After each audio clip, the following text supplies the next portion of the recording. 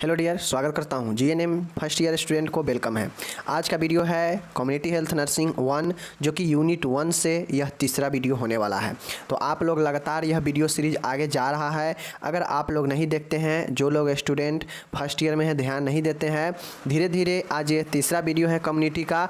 आगे आपको जब 10 नंबर 15 नंबर 20 नंबर का वीडियो हो जाएगा तो फिर जो है पीछे आपको देखने में डिफ़िकल्ट होगा। तो मैं यही कहूँगा कि आप पढ़ने वाले स्टूडेंट हैं तो आप वीडियो को देखिए और अपना कॉपी बनाते चलिए। एक कॉपी में ही हर एक सब्जेक्ट जितना मैं पढ़ा रहा हूँ सभी सब्जेक्ट का ऊपर में जो है क्या करें, या आपके अनुभव के हिसाब से आप चाहें तो अलग अलग भी कॉपी बना सकते हैं, लेकिन मैं प्रीफर आपको करूंगा कि एक ही अच्छा कॉपी मोटा सा लीजिए और उसमें चारों सब्जेक्ट का बनाते चलिए। ऊपर में नाम दे दीजिए, ठीक है, यूनिट का नाम दे दीजिए, टॉपिक क्वेश्चन लिखिए, और या नहीं होता है तो सीधा जो है आप जो भी सब्जेक्ट पढ़ा रहे हैं सब्जेक्ट का नाम लिख दीजिए और नीचे में उसका क्वेश्चन लिख दीजिए। फिर अगला कल सब्जेक्ट जो होगा उसका नाम लिखिए और क्वेश्चन लिख कर आंसर लिखते चलिए। इससे होगा क्या कि वीडियो के साथ साथ में रोक रोक कर अगर आप नोट्स बनाएंगे तो आपको ज़्यादा समय मिलेगा और चीज़ों को रिपीट आप ज़्यादा करेंगे तो दिमाग में बैठ जाएगा। तो बाकी जिस भी तरीक़ा से करते हैं चलिए मिलेंगे, देखते हैं। सबसे पहला प्रश्न हमारे सामने में है। आज हम कम्युनिटी हेल्थ नर्सिंग से 3 क्वेश्चन लेकर आए हैं। देखिए ये प्रश्न आपको हो सकता है एक क्वेश्चन बनाकर पूछेगा तो 10 नंबर में भी पूछ लेगा। अगर अलग अलग करके पूछेगा तो इस हिसाब से 3 क्वेश्चन हम लेकर आए हैं, जो कि अलग अलग हिसाब से अगर पूछेगा 5-5 नंबर में तो 3 क्वेश्चन लेकर आए हैं। अगर ये सब क्वेश्चन अगर एक ही में पूछ लेगा तो लॉन्ग क्वेश्चन हुआ होगा और 10 नंबर आपको मिलेगा। तो चलिए क्या है प्रश्न देखते हैं। पहला प्रश्न है कि प्राइमरी हेल्थ केयर क्या होते हैं परिभाषित करना है, और प्राइमरी हेल्थ केयर के जो तत्व घटक होते हैं उनके जो है बताना है कि कौन कौन से प्राइमरी हेल्थ केयर के एलिमेंट होते हैं। समझ गए? तो घटक हम लोग पहले देखेंगे, उसके बाद उससे पहले हम लोग देखते हैं कि प्राइमरी हेल्थ केयर होता क्या है। साथियों, प्राइमरी हेल्थ केयर जो है यह आप लोग को समझना चाहिए कि प्राइमरी मतलब प्राथमिक और हेल्थ केयर मतलब स्वास्थ्य का देखभाल। प्राइमरी का मतलब कि छोटे स्तर पर सबसे प्रथम जो देखभाल होता है वह प्राइमरी देखभाल ही होता है। समझ गए? किसी भी पेशेंट को प्राइमरी देखभाल जो है उसके आसपास ही होता है, उससे आगे की ज़रूरत होती है तो उसे जो है आगे भेजा जाता है। बाकी देखिए प्राइमरी हेल्थ केयर का डिफिनीसन। अल्मा आटा एक जगह का नाम है जहाँ पे एक प्रेस कॉन्फ्रेंस हुआ था। उसमें प्राथमिक स्वास्थ्य देखभाल को निम्न प्रकार से परिभाषित किया गया था। यानी जो अल्मा अट्टा था वहाँ पे एक प्रेस कॉन्फ्रेंस हुआ। उस प्रेस कॉन्फ्रेंस में स्वास्थ्य का देखभाल को, प्राथमिक स्वास्थ्य देखभाल को, प्राइमरी हेल्थ केयर को निम्न प्रकार से परिभाषित किया गया। यानी नीचे जो दिया गया है इसी प्रकार से बताया गया। प्राथमिक स्वास्थ्य देखभाल एक आवश्यक देखभाल है। प्राथमिक स्वास्थ्य देखभाल क्या है? यह एक आवश्यक देखभाल है जो कि सभी लोगों के लिए सुलभ एवं स्वीकार हो। अल्मा अट्टा में यह कहा गया कि प्राथमिक देखभाल एक बहुत ही इसेंशियल आवश्यक देखभाल है। बिल्कुल सही है, जो कि सभी के लिए, सभी लोगों के लिए सुलभ मतलब आसान एवं सभी के लिए स्वीकार हो, मतलब सब इसे स्वीकार कर सके, सबके लिए आसान हो, जिसमें उसकी पूर्ण भागीदारी हो। किसकी? लोगों की, जिसमें लोगों की पूर्ण भागीदारी हो। अब जाहिर सी बातें हैं कि जब हमें किसी भी चीज़ का सुविधा आसानी से मिलेगा और हम उसको अच्छे से स्वीकार लेंगे तो हम जो है क्या होंगे, स्वीकारेंगे कब उस चीज़ को? जब मेरा उसमें इंटरेस्ट होगा। समझिए, जब हमें लगेगा कि यह चीज़ें बहुत आसान है, बहुत सुलभ है, तो हम उसको स्वीकारेंगे, एक्सेप्ट कर लेंगे। और जब एक्सेप्ट कर लेंगे उस चीज़ को तो हम उसमें अपना दिलचस्पी, अपना भागीदारी दिखाएंगे ही दिखाएंगे। तो यही बातें हैं कि अल्मा अट्टा में यह कहा गया कि प्राथमिक से स्वास्थ्य देखभाल एक बहुत आवश्यक देखभाल है जो सभी के लिए सुलभ और स्वीकार हो, ऐसा होना चाहिए, जिसमें उनकी पूर्ण भागीदारी हो, किनकी? लोगों की, तथा जिसकी लागत इतनी हो कि समुदाय और देश वहन कर सके। मतलब जिस प्राइमरी हेल्थ केयर में इतना खर्चा हो कि उसका जो है खर्च का वहन जो है वह जो है या तो समुदाय या देश वहन कर सके। इतना जो है खर्च उसमें आसानी से जो है होनी चाहिए लागत कि उसका जो है सब जो है फ़ायदा उठा सके और सब इसमें अपना भागीदारी दे सके और सबके लिए यह जो है सुलभ और आसान हो, सब स्वीकार कर सके। तो यही आपका प्राइमरी हेल्थ केयर हो गया। ओके, चलिए अब यहाँ पे इंग्लिश दिया गया है, देख लीजिएगा। अब बाकी महत्वपूर्ण पॉइंटें हैं, आप लोग ध्यान में दीजिएगा कि प्राइमरी हेल्थ केयर के मुख्यतः जो है आपके 8 तत्व होते हैं। क्या तत्व होते हैं, देख लीजिए, मुख्यतः 8 तत्व होते हैं जो कि आपको यहाँ पे दिए गए हैं। इस 8 तत्व को आपको दिमाग में बैठाना पड़ेगा, समझ गए। कोई भी आपसे पूछ देगा कि प्राइमरी हेल्थ केयर के तत्वों, elements of primary health care बताइए, तो आपको बताना पड़ेगा।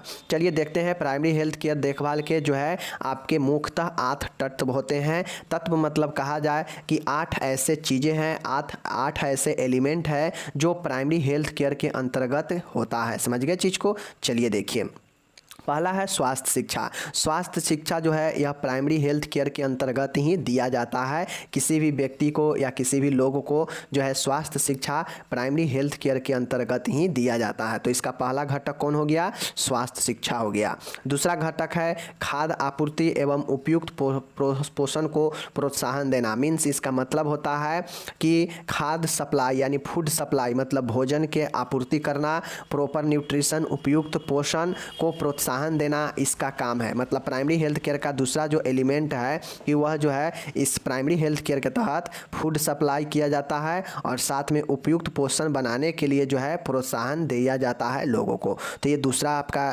एलिमेंट हो गया। तीसरा एलिमेंट है सुरक्षित जल, पर्याप्त आपूर्ति एवं आधारभूत स्वच्छता। मतलब ये जो आप देख रहे हैं प्राइमरी हेल्थ केयर, इसका तीसरा जो आपका मतलब एलिमेंट है कि सुरक्षित जल की उपलब्धता हो और साथ में स्वच्छता। इसका जो है यानी सीधा देखिए, सुरक्षित जल और स्वच्छता इसका जो है तीसरा आपका क्या हो गया, एलिमेंट हो गया। तो इस चीज़ को ध्यान में रखना है। चौथा एलिमेंट क्या है, चौथा एलिमेंट है कि मातृ एवं शिशु स्वास्थ्य देखभाल एवं परिवार नियोजन। मीन्स मातृ मतलब माता और शिशु, माता और बच्चे के स्वास्थ्य के देखभाल और साथ में परिवार नियोजन दोनों साथे में है। यह जो है आपका क्या है, चौथा एलिमेंट है प्राइमरी हेल्थ केयर का। नेक्स्ट है मुख्य संक्रामक बीमारियों के विरुद्ध टीकाकरण। अब जितने भी टीकाकरण होता है हमारे समुदाय में वह सब के सब प्राइमरी हेल्थ केयर के अंतर्गत ही रहता है। जैसे पोलियो का टीका, चेचक का टीका, ये सब टीका संक्रामक रोगों के विरुद्ध दिया जाता है और यह जो है प्राइमरी हेल्थ केयर का आपका एक घटक है, एक तत्व है। ओके, नेक्स्ट देखिएगा 7वां नंबर का स्थानीय बीमारियों की रोकथाम एवं नियंत्रण। अगर स्थानीय तौर पर कोई एंडेमिक डिजीज है, कोई स्थानीय तौर पर होने वाला बीमारी है, अगर वह फैलता है तो उसको कैसे जो है कंट्रोल किया जाए, कैसे उसका रोकथाम किया जाए, इस पर जो है नज़र रखना प्राइमरी हेल्थ केयर के ही काम होता है। नेक्स्ट है समान रोगों तथा चोटों का उपयुक्त इलाज। मतलब जो प्राइमरी हेल्थ केयर होता है यहाँ पे समान रोग मतलब जनरल डिजीज और साथ में कुछ छोटे मोटे चोट को भी उपयुक्त उपचार यहाँ पे होनी चाहिए। यह जो है इसका एलिमेंट है। एंड आखिरी एलिमेंट है अति आवश्यक दवाइयों की उपलब्धता। Means provision of essential drug. मतलब जो भी महत्वपूर्ण दवाइयाँ हैं उसका आवश्यक होना, उपलब्ध होना चाहिए प्राइमरी हेल्थ केयर में। तो इस प्रकार से 8 तत्व आप लोग याद रखिएगा, बहुत आसान है। जैसे टीकाकरण, आधारभूत स्वच्छता और खाद्य आधारभूत स्वच्छता, ठीक है ना, जल आपूर्ति, आधारभूत स्वच्छता, खाद्य आपूर्ति और उपयुक्त पोषण को प्रोत्साहन देना, स्वास्थ्य शिक्षा, ठीक है, अति आवश्यक दवाइयों का उपलब्धता, समान रोग और चोटों का उपयुक्त इलाज। तो ये सब आपके तत्व है। तो ये सब याद करना, आपको पढ़ना पड़ेगा, 2 बार 3 बार पढ़िएगा, चीज़ें दिमाग से आ जाएगा। ओके, चलिए अब हम लोग चलते हैं दूसरे टाइप का क्वेश्चन है। देखिए ये तो क्वेश्चन नंबर 2 बनता है, अलग अलग है, लेकिन अगर आपसे लॉन्ग क्वेश्चन पूछेगा, कहेगा प्राइमरी हेल्थ केयर क्या होता है बताइए, प्राइमरी हेल्थ केयर के घटक बताइए और प्राइमरी हेल्थ केयर के सिद्धांत को बताइए, तो ये एक लॉन्ग क्वेश्चन बन जाएगा, तो 10 नंबर। दूसरा पूछेगा क्वेश्चन कि प्राइमरी हेल्थ केयर क्या होता है परिभाषित करें, प्राइमरी हेल्थ केयर के सिद्धांत बताएं और प्राइमरी हेल्थ केयर में नर्स की भूमिका बताएं, जो कि आगे हम लोग पढ़ने वाले हैं। तो ये तीनों क्वेश्चन मिला के एक लॉन्ग क्वेश्चन 10 मार्क्स में पूछेगा। या हो सकता है अगर शॉर्ट क्वेश्चन में पूछेगा तो सिर्फ यही क्वेश्चन पूछ ले, या इसके बाद जो पढ़ाएंगे कि इस प्राइमरी हेल्थ केयर में नर्स की क्या भूमिका है तो सिर्फ भूमिका ही पूछ ले, या हो सकता है प्राइमरी हेल्थ केयर क्या है और इसका घटक बताए तो सिर्फ वही पूछ ले। तो अलग अलग पूछेगा, तो ये क्वेश्चन सब शॉर्ट के लिए काफ़ी है, 5 नंबर के लिए। चलिए हम प्राइमरी हेल्थ केयर के सिद्धांत को देखते हैं। सबसे पहले आप एक चीज़ ध्यान में रखिए कि कोई भी चीज़ के बारे में आपसे सिद्धांत पूछा जाए, सीधा दिमाग में रखिएगा कि ये हमसे कहीं ना कहीं सिद्धांत पूछ रहा है, मीन्स यह कहीं ना कहीं जो है हमें बता रहा है कि आप इस चीज़ में, इस विभाग में, इस चीज़ को करने में किन किन बातों को ध्यान में रखेंगे, और जो जो महत्वपूर्ण बातें को ध्यान में हम रखेंगे वही उसके लिए एक सिद्धांत बन जाता है। समझ गए चीज़ को। चलिए बाकी यहाँ पे देखिए प्राइमरी हेल्थ केयर के सिद्धांत के लिए क्या है फॉर्मूला देखिए। विश्व स्वास्थ्य संगठन की एक विशेष समिति ने 1984 में प्राथमिक स्वास्थ्य देखभाल की परिभाषा में 5 सिद्धांत शामिल किए। अब यहाँ पे देखिए इसके सिद्धांत में अब ज़्यादा छेड़छाड़ आप नहीं कर सकते हैं, क्योंकि यहाँ पे फिक्स कर दिया गया है कि 1984 में जो है विश्व स्वास्थ्य संगठन के एक विशेषज्ञ समिति ने यह जो है स्वास्थ्य देखभाल को परिभाषा में 5 सिद्धांतों को शामिल किया। तो इसमें हम जान चुके हैं कि 5 सिद्धांत है। तो प्राइमरी हेल्थ केयर के लिए 5 सिद्धांत कौन कौन से हैं, इस चीज़ को पहले आप लोग समझिए। पहला पॉइंट है न्याय संगत वितरण, मीन्स न्याय संगत वितरण बताएंगे आगे। दूसरा है सामुदायिक सहभागिता, यानी समुदाय के लोगों को ज़्यादा से ज़्यादा इसमें पार्टिसिपेट करें, ज़्यादा से ज़्यादा सहभागिता हो, ये है। तीसरा है उपयुक्त तकनीक, एप्रोप्रिएट टेक्नोलॉजी, मतलब जो भी तकनीकी है उसका वैज्ञानिक तौर पर जो है उपयोग हो, और वैज्ञानिक तौर पर जो है इसका उपयोग करने वाला आदमी मजबूत हो, जिसकी लागत कम हो ताकि सब उपयोग कर सके। ओके ना। नेक्स्ट है रोकथाम पर फोकस। रोकथाम के फोकस का मतलब है कि कुछ ऐसे बीमारियां हैं, कुछ ऐसे रोग हैं जिसको जो है रोकथाम पर फोकस करना ज़रूरी है, नहीं तो वह क्या होगा और ज़्यादा बढ़ेगा, जैसे एड्स वगैरह, टीबी वगैरह हो गया। समझ रहे हैं ना। एंड लास्ट है 5वां बहुयामी समन्वय। बहुयामी समन्वय का मतलब होता है मल्टी सेक्टेरियल कोऑर्डिनेट, मतलब अनेकों क्षेत्रों से समन्वय बनाना। यह प्राइमरी हेल्थ केयर का एक सिद्धांत होता है। तो चलिए हमें 5 पॉइंटें बता दिए, अब एक एक करके अच्छे से जानते हैं। साथियों पहला पॉइंट हमारे सामने में है न्याय संगत वितरण होनी चाहिए। प्राइमरी हेल्थ केयर का यह जो है आपके 1984 में समिति के द्वारा किए गए, ये आप देख सकते हैं कि ये जो आपका सिद्धांत है पहला, वह न्याय संगत वितरण है। न्याय संगत वितरण के मतलब होता है इक्विटेबल डिस्ट्रीब्यूशन, मतलब जो भी स्वास्थ्य सेवा दिया जाएगा, किसी को स्वास्थ्य देखभाल दिया जाएगा, वह सबके साथ न्यायपूर्ण होगा, सबके एक समान होगा। ऐसा नहीं है कि जाति देखकर, लिंग देखकर, भेद देखकर, क्षेत्र देखकर जो है हम उसके स्वास्थ्य के प्रति जो है भेदभाव करेंगे। तो यही कहा गया है कि प्राइमरी हेल्थ केयर यानी प्राथमिक स्वास्थ्य देखभाल जो होगा वह सभी के लिए न्याय संगत होगा और न्याय संगत वितरण होगा। यहाँ पे जो है जो भी स्वास्थ्य सुविधा और संसाधन है, यहाँ पे सभी चीज़ों का उपयोग जो है बिना किसी रंग, जाति, लिंग, धर्म, क्षेत्र, पूंजी आदि को बिना देखे हुए जो है प्राथमिक सुविधाएं व्यक्ति, परिवार और समुदाय को स्वतंत्र और पक्षपात रहित प्रदान किया जाएगा। तो यही न्याय संगत वितरण होता है। चीज़ को समझ गए। ओके। दूसरा है सामुदायिक सहभागिता। सामुदायिक सहभागिता का मतलब होता है कि समुदाय स्वास्थ्य देखभाल के लक्ष्यों को पूरा करने के लिए ये अति आवश्यक है कि परिवार तथा समाज की सक्रिय भागीदारी हो। सामुदायिक सहभागिता होने पर जनता और जागरूक होगी और स्वास्थ्य लाभ अधिकाधिक उपयोग करेगी। इसका इतना लिखने का सीधा सीधा मतलब है। दूसरा पॉइंट है सामुदायिक सहभागिता, कम्युनिटी पार्टिसिपेंट, मतलब समुदाय के लोग ज़्यादा से ज़्यादा, समाज के लोग ज़्यादा से ज़्यादा प्राइमरी हेल्थ केयर में भाग ले और भाग लेकर इसे सफल बनाएं।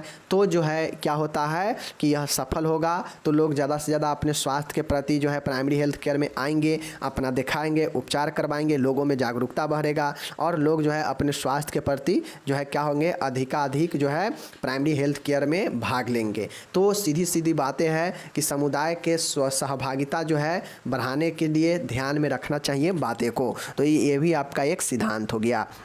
दूसरा है उपयुक्त तकनीक, एप्रोप्रिएट टेक्नोलॉजी। उपयुक्त तकनीकी का मतलब होता है कि उपयुक्त तकनीकी अर्थात ऐसी तकनीक जो वैज्ञानिक रूप से मजबूत हो, लोगों को स्वीकार हो, जिसकी लागत आम जनता द्वारा वहन कर सकने योग्य हो तथा लोगों की ज़रूरत को पूरी करने वाली हो का उपयोग करना चाहिए। एप्रोप्रिएट टेक्निक का मतलब होता है, उपयुक्त तकनीक का मतलब कि जो भी तकनीक स्वास्थ्य में, प्राइमरी हेल्थ केयर में उपयोग किया जाएगा, उस तकनीक का जो है ज़्यादा से ज़्यादा लोग इस्तेमाल कर सके, ऐसे बनाना चाहिए। जैसे उसके लिए क्या करेंगे, पैसा कम रखेंगे, सब लोग इसका पैसे का वहन कर सकेगा, इस टाइप से होगा। क्योंकि महंगा होगा तो सब लोग भागेगा, कहेगा कि नहीं हमें नहीं कराएंगे। यानी जैसे मानिए अल्ट्रासाउंड है, अल्ट्रासाउंड मशीन है, ठीक है, और अल्ट्रासाउंड मशीन है, मान गए प्राइवेट संस्था है, वहाँ पे जो है इसका व्यवस्था नहीं है, तो व्यवस्था नहीं है तो कैसे हम इसको व्यवस्था करेंगे कि ताकि कम से कम लोग जो है बाहर करा सके और ज़्यादा से ज़्यादा लोग अंदर कराए, यानी उससे कम चार्ज पर ही अंदर हो जाए तो लोग अंदर ही ज़्यादा कराएगा ना, तो बाहर नहीं जाएगा। तो यही चीज़ें होनी चाहिए कि ऐसी तकनीक हो जो सब लोग इसे स्वीकार कर सके, सब लोग इसके खर्चे का वहन कर सके, ऐसे वैज्ञानिक तकनीकों का प्रयोग होना चाहिए। यही कहता है उपयुक्त तकनीक, एप्रोप्रिएट टेक्नोलॉजी। ओके, नेक्स्ट है हमारे यहाँ पे चौथा है रोकथाम पे फोकस। अब है जो भी प्राइमरी हेल्थ केयर होगा उसमें जो भी लोग काम कर रहे हैं, अभी हम नर्स के बारे में नहीं देख रहे हैं, चाहे किसी के बारे में हम नहीं देख रहे हैं, अभी हम सिर्फ केयर के बारे में देख रहे हैं, देखभाल के बारे में देख रहे हैं। तो हम कि देखभाल कौन करेगा? डॉक्टर, नर्स, यही सब ने देखभाल कर पाएंगे। तो ये जो आपके चाहे नर्स हो, नर्स अगर प्राइमरी हेल्थ केयर प्रदान कर रही है तो नर्स को इस चीज़ को ध्यान रखना पड़ेगा कि रोकथाम पर फोकस दे। जो भी बीमारी है, चाहे वो स्थानीय हो चाहे वैश्विक हो, सभी प्रकार के बीमारियों को जो है रोकने और उस पर जो है नियंत्रण करने का हमेशा जो है फोकस करना चाहिए, रोकथाम पर फोकस करना चाहिए। जैसे एड्स वगैरह, टीबी वगैरह, ये सब फैलने वाला रोग है, तो इस पर इसको रोकथाम कैसे करना है इस पर फोकस करना चाहिए। समझ गए चीज़ को? तो ये रोकथाम पर फोकस जो है आपके चौथा पॉइंट हो गया प्राइमरी हेल्थ केयर के। या कोई भी रोग है जो आगे ना बढ़े उसको कैसे रोकना है, कैसे रोकेंगे, इस पर फोकस किया जाना चाहिए। ओके, एंड नेक्स्ट है आपका यहाँ पे देखिएगा 5वां नंबर का है बहुयामी समन्वय। बहुयामी समन्वय का मतलब होता है multi sectoral coordination. Multi sectoral coordination का मतलब है कि स्वास्थ्य संबंधित अन्य क्षेत्र जैसे कृषि, शिक्षा, सामाजिक कल्याण आदि के लिए संयुक्त प्रयासों की आवश्यकता है। मीन्स सबके साथ जो है प्रयास करने की आवश्यकता है, साथ ही सभी क्षेत्रों के बीच समन्वय स्थापित किया जाना चाहिए। अब देखिए, स्वास्थ्य को, प्राइमरी हेल्थ केयर को आप सोचें कि सिर्फ हम अपने डिपार्टमेंट पर तक सीमित रहते हैं तो आप ज़्यादा से ज़्यादा लोगों को अपने साथ नहीं जोड़ सकते हैं। अगर ज़्यादा से ज़्यादा लोगों को स्वास्थ्य के साथ जोड़ना है, भागीदारी प्राइमरी हेल्थ केयर में बढ़ाना है, तो एक बातें को ध्यान में रखना पड़ेगा कि आपको मल्टी सेक्टोरियल से कोऑर्डिनेशन करना पड़ेगा, मतलब बहुयामी समन्वय बनाना पड़ेगा। मतलब एक से अनेक कंपनी, अनेक संस्था के साथ आपको जो है समन्वय बनाना पड़ेगा ताकि सभी जगह के लोग जो है प्राइमरी हेल्थ केयर के बारे में जान सके और इसमें आके अपना लाभ उठा सके और सबका स्वास्थ्य बेहतर हो सके। तो ये जो है आपके मल्टी सेक्टोरियल कोऑर्डिनेशन ज़रूरी है। तो इस प्रकार से हमारा यहाँ पे 5 जो सिद्धांत है, 5 सिद्धांत समाप्त हो गया और ये सभी के सभी सिद्धांत को हम लोग ध्यान में रख के ही प्राइमरी हेल्थ केयर देंगे अगर हम नर्स हैं तो। समझ गए? तो इस चीज़ों को हम लोग को ध्यान रखना चाहिए, 5 पॉइंट को। अब यहाँ पे इंग्लिश दिया गया है, इंग्लिश वाले इंग्लिश में पढ़िए और इंग्लिश में नोट्स बनाइए।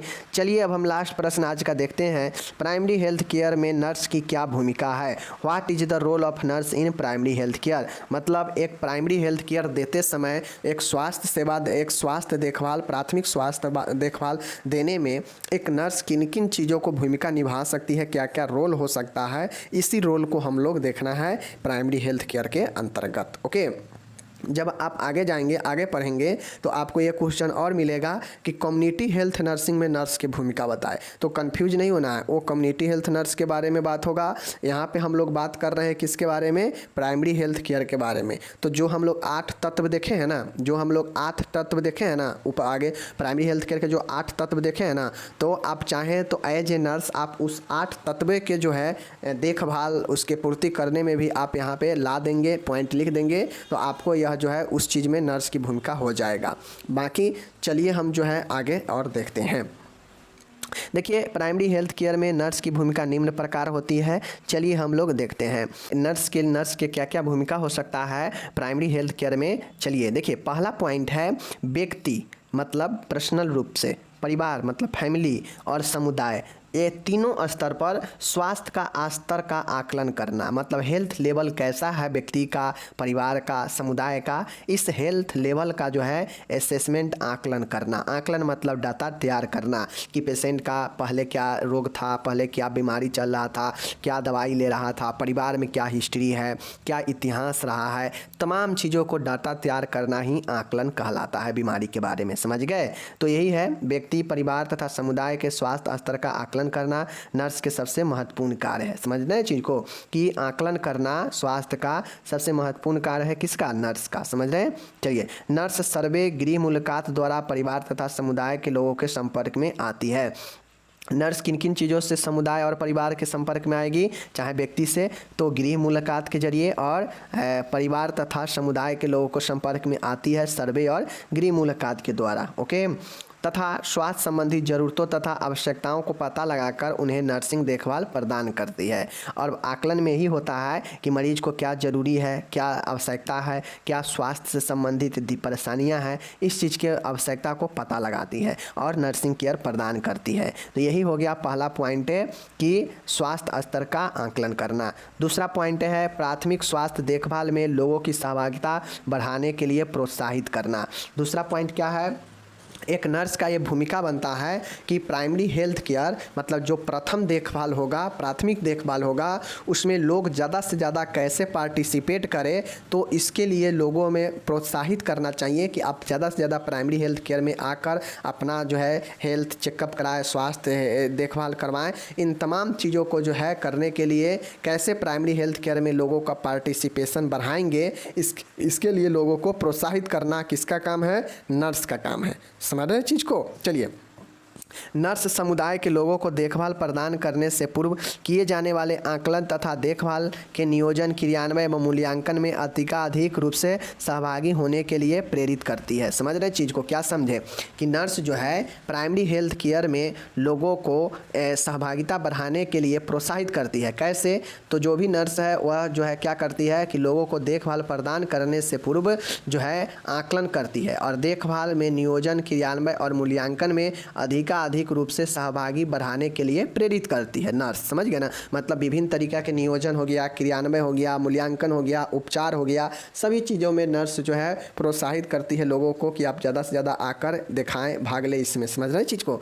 चलिए, तीसरा पॉइंट है, आप लोग देखते होइएगा तो आप लोगों को पता भी चलता होगा, आप जब आप अपने जब घर पर आते हैं तो देखते होइएगा आशा कार्यकर्ता नर्स वगैरह आपके घर पे आती है तो वो आपको जो है बहुत तरीक़े के तमाम चीज़ें बताएगी, कहेगी कि आइए सेंटर पर आइए, ठीक है, वहाँ पे आपको उपचार दिया जाएगा, बताया जाएगा, तमाम चीज़ें आपको मोटिवेट करता है ना। क्यों करता है, ताकि उसको जिस भी क्षेत्र में प्राइमरी हेल्थ केयर में हो गया या कम्युनिटी हेल्थ केयर में, इस समय जहाँ भी काम कर रही है उस क्षेत्र को ज़्यादा से ज़्यादा विकास करे और उस केंद्र को ज़्यादा से ज़्यादा जो है आगे बढ़ाए, ऐसा उसका लक्ष्य होता है। ठीक है, नेक्स्ट है अन्य विकास कार्यक्रमों से समन्वय रखना। अन्य विकास कार्यक्रमों से समन्वय का मतलब होता है कि नर्स एक कोऑर्डिनेशन का काम करती है, बीच के माध्यम का काम करती है। समझ रहे चीज़ को, जैसे वह स्वास्थ्य स्तर को अच्छे से प्राप्त करने के लिए, बेहतर बनाने के लिए नर्स का जिम्मेदारी बनता है कि वह स्वास्थ्य से संबंधित क्षेत्र, जैसे मतलब हर एक विभाग में, हर एक क्षेत्र में स्वास्थ्य का क्षेत्र जरूरी होता है। तो जैसे कृषि, शिक्षा, आवास, संचार, उद्योग, समाज, जलपूर्ति, यातायात, समुचित जो भी विकास है, इसके लिए नर्स को प्रेरित रहना चाहिए, प्रयासरत रहना चाहिए और सभी विभागों के साथ समन्वय, कोऑर्डिनेशन बना के रखना चाहिए ताकि एक बेहतर प्राइमरी हेल्थ केयर प्रदान किया जा सके। और यह नर्स का भूमिका होता है समन्वय बनाने का। समझ गए। नेक्स्ट है चौथा, नर्स का ये भी काम है कि आपातकालीन तथा समान चिकित्सा उपलब्ध कराना। एक नर्स का ये दायित्व बनता है कि अगर कोई आपातकालीन मरीज है, इमरजेंसी मरीज है, तो उसका तुरंत देखभाल किया जा सके और अगर उसे आगे रेफ़र करने का कंडीशन है, अवस्था है, तो उसे आगे रेफ़र भी कर सके। ऐसा जो है नर्स का एक भूमिका है।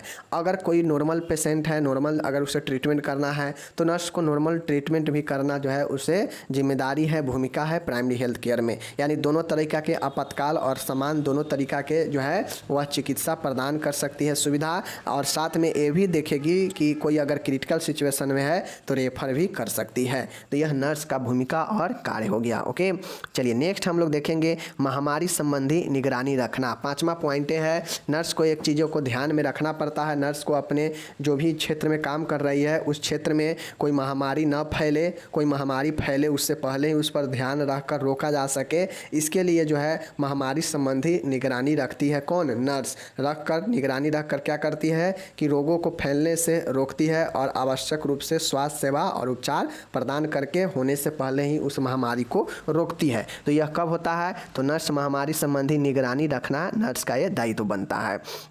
छठा पॉइंट बनता है स्वास्थ्य कार्यकर्ताओं को प्रशिक्षण देना। अब जो भी नर्स होती है, नर्स के अंदर में बहुत सारे स्वास्थ्य कर्मचारी होते हैं, उन नर्स से जूनियर नर्स होती है और कार्यकर्ता कुछ होता है स्वास्थ्य का, तो उन सबको प्रशिक्षण देना जो है नर्स का जिम्मेदारी बनता है और साथ में उसके कार्यों को जो है निरीक्षण करना भी नर्स का एक दायित्व बनता है। तो एक चीज़ को समझ लीजिए कि स्वास्थ्य कार्यकर्ताओं को प्रशिक्षण देना, जैसे आशा हो गया, आंगनबाड़ी हो गया, बहुत सारे अलग अलग कार्यकर्ता हैं, इन सबको जो है नर्स का काम होता है कि न जो है स्वास्थ्य कार्यकर्ताओं को प्रशिक्षण देना। तो ये आपका छठा पॉइंट हो गया। एंड सातवां पॉइंट है, देखिएगा, प्राथमिक स्वास्थ्य देखभाल की प्रगति पर नज़र रखना, और यह आखिरी जो है आपके पॉइंट है। अब आप समझिए, कोई भी कंपनी के लिए अगर आप हॉनेस्टी पूर्वक काम करते हैं तो आप क्या चाहेंगे कि कोई भी कंपनी है उसको आगे बढ़ाने के लिए हम जो है हमेशा उस पर नज़र रखें कि कितना ज़्यादा इसमें विकास हो रहा है, या पहले जो काम हुआ है उससे कितना जो है कंपनी को फ़ायदा बेनिफिट्स हुआ है जिससे कंपनी आगे बढ़ सकता है।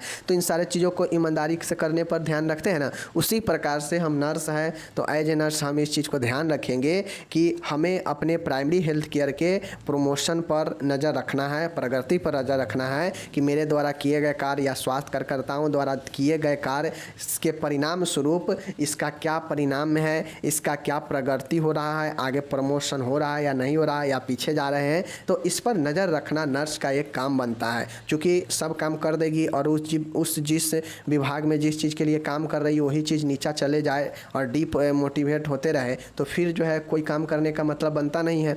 तो नर्स को ये भी चीज़ का ध्यान रखना पड़ता है कि जो है प्राइमरी हेल्थ केयर के प्रगति यानी प्रमोशन पर भी नज़र रखना पड़ता है। तो यह जो है आखिरी आपका पॉइंट है।